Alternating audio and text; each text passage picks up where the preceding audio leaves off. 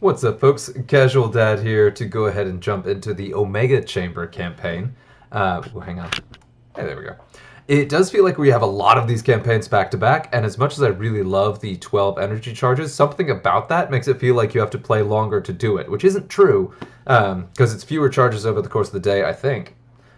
But, well, maybe, actually. I don't really know. I haven't done the math on that. Anyway, it does feel like you're playing more, especially with these back to back, but this one still has another day. I'll get another 12 charges. Um, don't have a ton to say about it. I'm just going to go ahead and jump in and play my last two matches for the day. You get 250 deck points, which is cool, and the free card is Grey Knights, and the bonus is entirely Grey Knight themed. So this is what I've been running. And it's been pretty cool. I think this guy in particular was recently buffed, and you really feel that. I've gotten to kind of a critical mass in terms of my card levels with these guys, but they're scary. It is day one, so these are relatively easy matches. Nothing big, but we'll go ahead and knock out these last two charges just so I can show you what I'm doing. Of course, it's Eldrad. Of course. You could do the same thing with Tolmaron and do the same thing and just rely on those extra range charges. But what I've found is that even though you're up against Eldrad a lot, the vast majority of the cards, at least so far today, are not Psychers. So even though that would be a really bad matchup, and those final couple of rounds can be pretty iffy once Eldrad himself is on the board, playing all Psychers hasn't been a problem so far. We'll see how it goes tomorrow. I really, really like this card. It's 62 points, but man, it's such a good piece in a Tolmaron deck, or obviously in a Boldest deck. I really, really enjoy that, and I'm really enjoying running all Grey Knights. This feels good for the first time in ages. Of course, I have 250 deck points, so I'd have to figure out how to shave off 50 points to make it still as much fun, but I think I could do it and still enjoy it. Could I do it without losing that guy is a bigger question, but probably. I've got a bunch of extra cards in here that I don't really need, but I just enjoy having. And they hit really hard once you start dropping them with those Voldus things. I'm used to these guys not doing very hard in Psychic, so I'm not sure what changed, if it's just they actually got buffed or I just had, for whatever reason, a unfortunate bias, but I've been really impressed. And so these, like all three of these I can shave, and that's what, 14, or 15, 21, 31. So I'd still have to figure out what to do with a lot of points if I did try to do this in normal ladder play, but I could probably do it. The most important pieces are that Dreadnought and then our Inspire guy who's going to pop out in a minute. A lot of the time when I do Voldus, I focus on the area effect cards, which are, you know, cool, but they're not... They don't give you a balanced deck. So I may have to try this at another point, but we'll see. Chatter, chatter, chatter. Anyway, just to go ahead and recap, the Grey Knights cards all have attack stats, almost all have attack stats in every single slot. So ranged, melee, and psychic, and then every time you play a card, all of your already deployed Space Marine cards get plus 20%, plus 25%, plus 20% bonus to their base psychic attack, assuming they already had psychic, which they don't always. But it's very good, especially when you start racking them up, and then you throw in that Brotherhood of Psychers, or Psychic Link, so they also have a flat plus 35% bonus to just having other Psychers on the board, and all of them are Psychers. Yeah, it's pretty great. And then Voldus himself, once you get his stats up there, is no joke. This is a bit of a bummer. He's got a lot of psychic attack.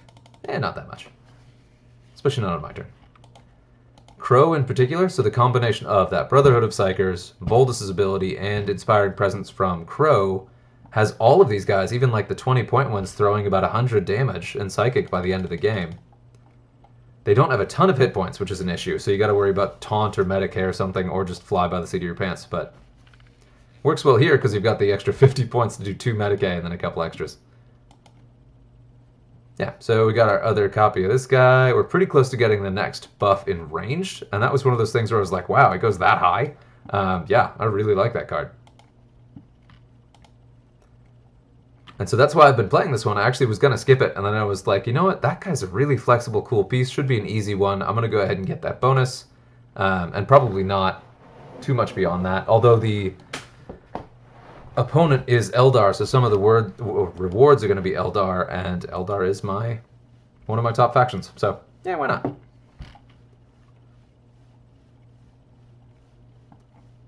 I'm very excited about the next campaign because of course it's Leagues Votann. I don't know why I got so excited about Leagues Votann, but I did, and I'm stuck with it, and I'm really enjoying it, so I'm just going to let it be. Ooh. Not Eldrad, though. That's good.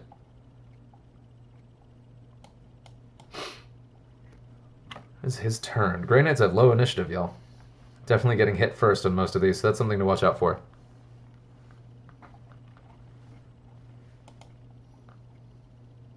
But again, very few Psychers on the other board. Even when Eldrad himself was on the board, I think there weren't any other Psychers in that deck, so it wasn't really hard to deal with. I'm sure tomorrow at like charge 8 or something, we'll suddenly start seeing super heavies of some horrendous variety that may have a psychic attack that we haven't seen yet. After this game, I will go ahead and take a quick look at the new Grey Knights card. Just go ahead and highlight it, the one that's kicking around in the store. Seems like a really good one. It also is very ranged focused, which is a nice way for the deck to go. Because lacking a flexibility of attack types has definitely held Grey Knights as kind of like a sub-faction within Space Marines back. So it's really nice to be able to flex a little bit more. Ooh, this could be challenging.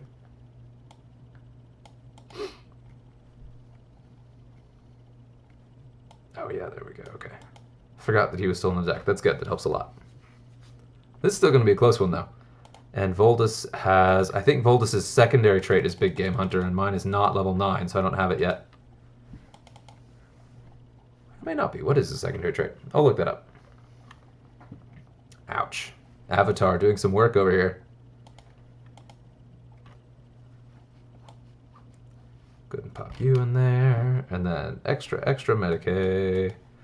Extra Medicae. This guy would be an easy one to drop. I appreciate the Medicae and he's got lots of hit points, but he's just a pretty big bummer otherwise. Oof. God, that's a lot of melee. I may lose this one. And that's a bit of a bummer. But again, I'm mostly going for that max bonus for the free card, so if I lose a couple rounds, it's fine. But I could also run something a little bit more competitive in this. Against Eldar, running Heavy Shields Akaran, of course, is a really good call. I wonder what would be really good here, because it's not max level, so you don't get to benefit from that. And I did that wrong. Always play Voldus early. If you're going to have to play him early, so that he benefits from the flat psychic attack boost. Ooh, so close.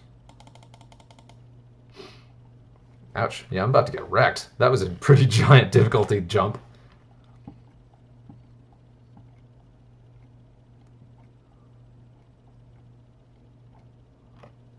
Honorable Joust. We're going straight in. We're going to punch an avatar and then die, but we're going to do it anyway. Punchy, punchy, punchy, punchy. Splat.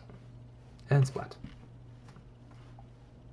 I do, again, like the new scoring system where you still get some experience even if you lose, and of course you get charges on the free card no matter what. So, oof, okay.